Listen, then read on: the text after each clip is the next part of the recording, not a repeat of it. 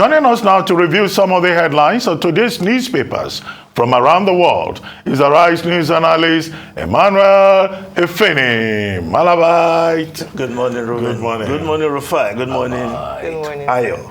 Yeah, we'll start the review with this day, Nigeria's newspaper of record. We'll start from the window story, Irabo. We are good to go with Saturday's elections. Meets service chiefs, heads of DIA, NIA, DSS behind closed doors. Says troublemakers will get bloody nose. Well, the Chief of Defense Staff yesterday met with service chiefs and heads of other security agencies on the preparation for election day security. But we must remind everybody, including the Chief of Defense Staff, that the police is the lead security agency on election day. So it was strange yesterday saying the IG of police standing beside or behind the Chief of Defense Staff, and of course, Femi Falana, SAN, wasn't very happy yesterday when he appeared on News 9. That is, it looks like an aberration. But the situation we find ourselves with so much insecurity and non-state actors threatening the election, I think the army will have to play some roles. Of course, not close to the polling units.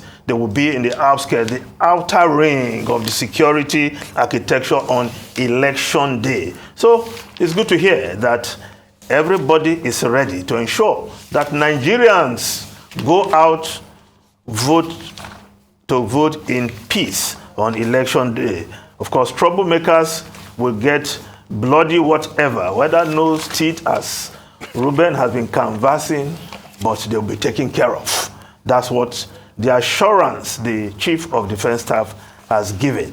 Now, the lead story, old banknotes, APC governors provoking anarchy, says Atiku. They are inciting comments, emboldening people to attack banks, sympathizes with citizens over hardship, protesting youth said banks, IBEDC, INEC offices ablaze in Ogun. Yes, APC campaign, inconsistent Atiku can't offer leadership Nigeria needs. Now, the mayhem yesterday in Shagamu in Ogun State is condemnable. Youths protesting, burning banks. In fact, it's been underreported because not just 2 banks were set ablaze, almost all the banks were destroyed and vandalized. Stealing ACs, burning cars, burning generators, even removing pumping machines from the premises.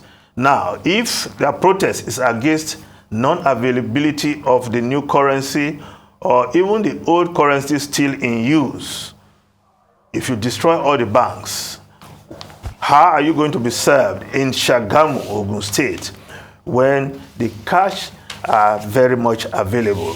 So it's condemnable that these youths went on rampage in Shagamu, Ogun State. Now, the Guardian newspaper, APC applies pressure on Malami over Supreme Court order. Falana gives CBN 7-day ultimatum, demands details of new Naira notes distribution. Bayelsa governor urges calm over cash crunch. CSOs asks Buhari to uphold rule of law. El-Rufai has advanced on its reasonable trajectory, says Akin Oshuntoku, the DG of the Labour Party Presidential Campaign Council. Now, if we look at the Daily Trust newspaper, yes, the story just above the lead story, 4 days to go. Kwankwanso in Benue presents blueprint to Ochi Edoma. I am confident of victory, says PRP's Kola Abiola. Obi visits Zaria, vows to address unemployment. And of course, just beside that, elections. IPI, that's the International Press Institute, writes federal government, security agencies on journalists' safety. Yes, the IPI writing to the government, the federal government, and security agencies to ensure that journalists are safe on election day as they carry out their duties on that day. Now, the lead story there, DSS stepped up investigation of Emefiele, allegations around funds, diversion, terrorism, financing. CBN governor gets 24-hour protection from troops. Military deployment in normal practice, defense headquarters is saying. The DSS seem not to have given up on Emefiele, despite the fact that the court turned down their request for an order to arrest the CBN governor. Now, if we just look at the foreign newspapers quickly, the foreign newspapers, the Daily Telegraph newspaper, send jets to Ukraine, Truss and Johnson tell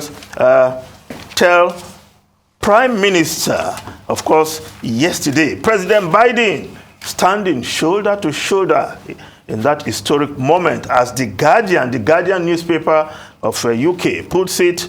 This is part of history. Biden's surprise visit to Kiev raises spirits. Yes, President Biden unannounced visit to Kiev, standing shoulder to shoulder with Ukraine, promising that they will be with Ukraine all the way, as long as it takes to defeat Russia on Ukrainian soil. Ruben, Rufai, and Ayo.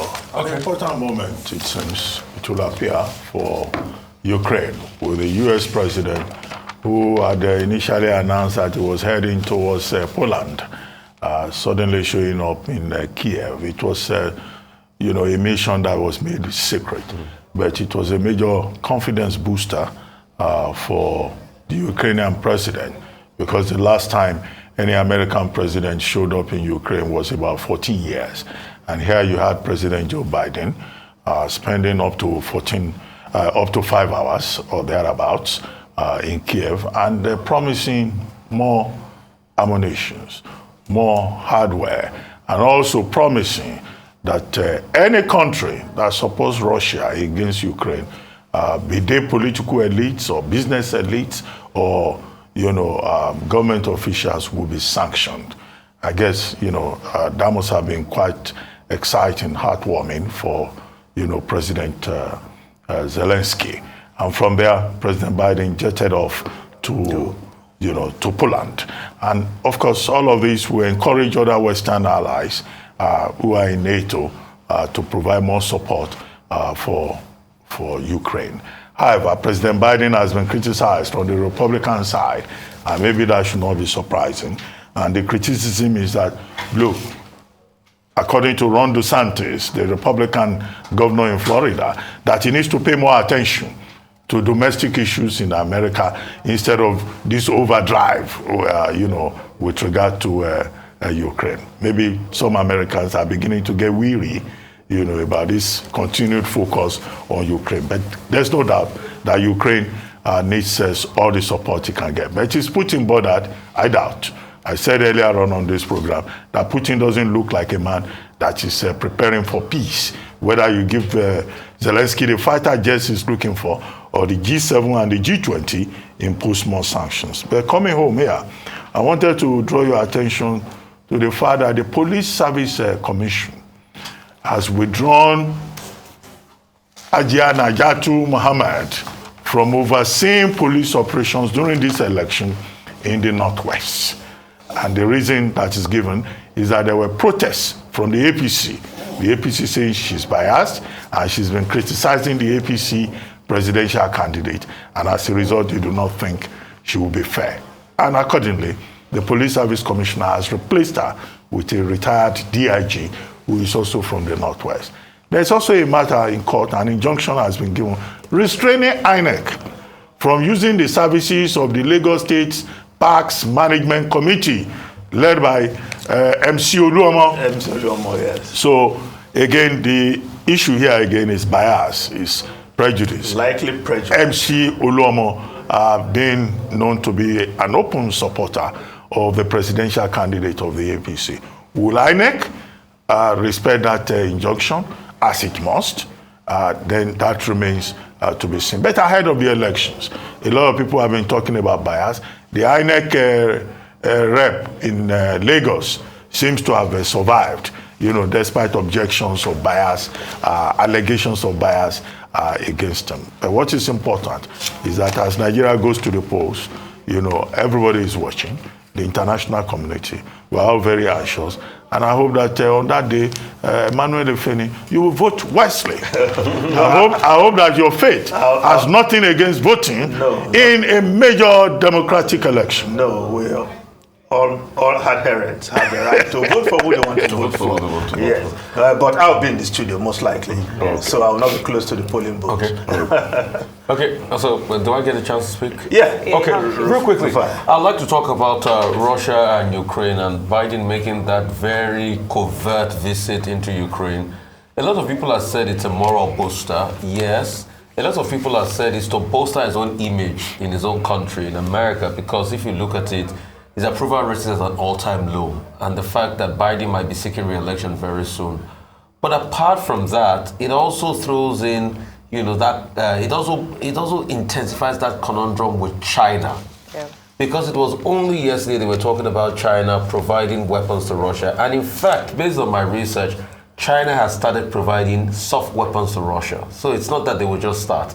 China started providing a lot of civilian weapons like drone replacements, like software and the likes to the Russians that they've been using as regards this war. So it is not today. So China just talking about this is about hard armory this time around. We need to go now. I hear that. Anyway, thank you very much, Emmanuel Efeni. While China is being accused of supplying weapons to Russia, China continues to maintain that it is neutral in the war. But that's what China says.